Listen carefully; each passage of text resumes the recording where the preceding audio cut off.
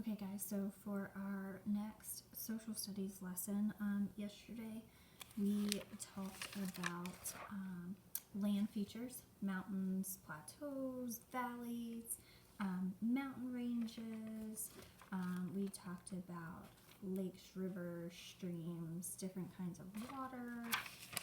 We talked about erosion, where things on Earth wear away. Okay, things don't just pop up out of nowhere. We don't just have mountains and valleys that are created because we say, oh, let's put a mountain there. It's caused by erosion, which is caused by wind and water and sand. We talked about ecosystems, which is the entire habitat, plants, animals, water, landforms, climate. So with climate, we are going to take a look today in our social studies textbook on page 94. You don't have anything to do with this. This should just be a study review. You've talked about climate and weather and seasons since probably preschool. So today is just going to be a quick review, so just turn to page 94. Climate and weather. So climate and weather are also physical features. We've talked about physical features like mountains, valleys, plateaus, water features, rivers, lakes, streams, those kind of things. Those are all physical features. So is climate and weather. It includes how hot and cold the temperatures are and how much rain or snow falls. The earth and the sun. A community's climate is affected by its location on Earth. Sunlight hits Earth at different angles and in different places. So I'm sure you've learned before that you have the sun in the middle, and then we, the Earth, rotate around the sun. And not only do we rotate around the sun, but as we rotate, we're spinning. So we're spinning and we're spinning and we're spinning and we're spinning and we're rotating at the same time. So when the Earth is spinning and we're facing the sun, that's when we have daytime. When we're spinning and we're on the other side away from the Earth, that's when we have nighttime. So while we have nighttime, the other side of the Earth is having daytime, and while they're having nighttime, we're having daytime. So it is most direct near the equator. We talked about the equator. It separates, it goes right around the middle of the Earth, and that is the imaginary line that separates us into the northern and the southern hemisphere. Remember we mentioned as we get closer to the equator, we get hotter temperatures because it is always right there by the sun. No matter if the Earth is tilting towards the sun or away from the sun, that equator right there in the middle is always right there, so it's going to be hotter. Places that are often hotter and wetter than places further away from the equator. So if here's the equator and the Earth, right? As you move closer to the North Pole, think about temperature. It gets colder and colder and colder, right? Same thing as if you move south away from the North Pole. It's super hot, and then it gets colder and colder and colder until you reach the North Pole and South Pole, okay? So climate and vegetation, or climate and plant life. The vegetation or the plant life. So when we talk about vegetation, we're talking about all kinds of plants. We're talking about trees and grass and flowers and bushes and cactuses and all kinds of stuff. So anything that is considered a plant is considered vegetation. Okay, you have vegetation. Go outside of your house. Look all around your house. You have vegetation outside your house. I have different vegetation outside of my house. Okay, so the vegetation in a place is another physical feature. Vegetation is affected by the climate. So again, think of cactuses. They're a vegetation. They would not be found here, just like our pine trees would not be found in the desert, right? It's affected because of the climate and the habitat and the ecosystem. Cactuses grow well in hot, dry places.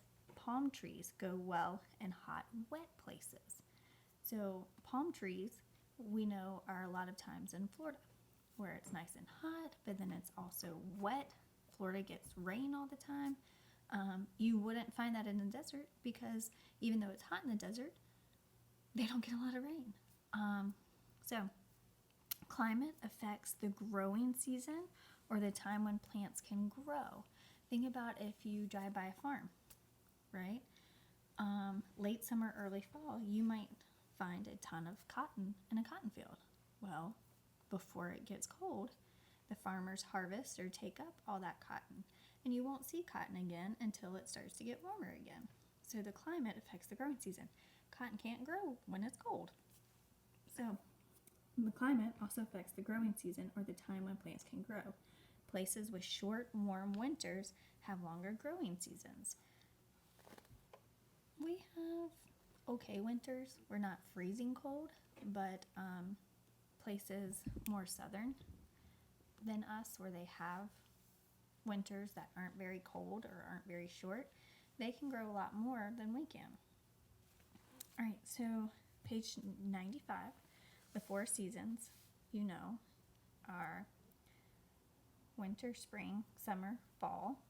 Okay, right now we're in winter. We just had fall. Coming up shortly will be spring, right? And if you look, it's showing you on page 95 the closer how we rotate around the sun. And it's hard to see, but you have to get close to your book. Even I have to get close to my book. But so right there under summer, that's the continent of North America, and we've studied North America. So when North America is completely facing the sun, that's when we have summer, okay? And as North America slowly starts to turn away, it gets a little bit cooler. We're still kind of warm in fall, especially here in the south, because we are closer to the equator, but remember the equator is still kind of far away from us. But as it starts to turn away, that's when we start to cool off a little bit. And then here, as you can see, we can't see North America at all.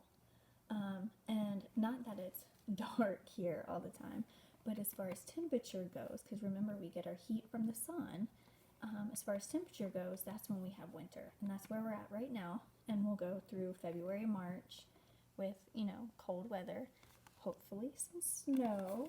Remember, we've talked about that before. And then from there, as it slowly, which I'm going this way, summer, fall, winter, okay, I'm going this way.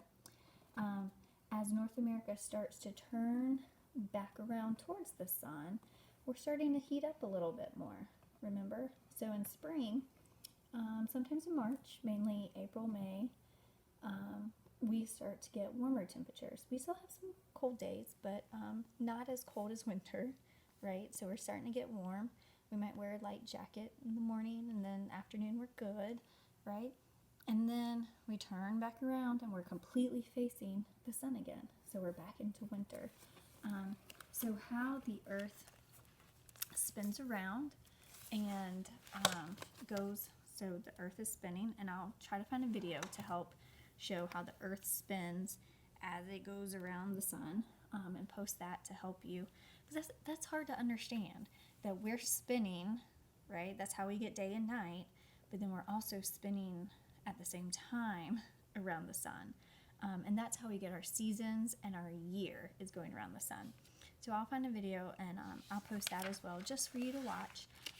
So all of that is just some review, climate and weather, because we've talked about that in science and social studies before. 4 seasons. I know you've learned that since preschool, but it's just always a good thing to review. So the next lesson that we will do in social studies, the next video will be about our regions, our different sections of the United States.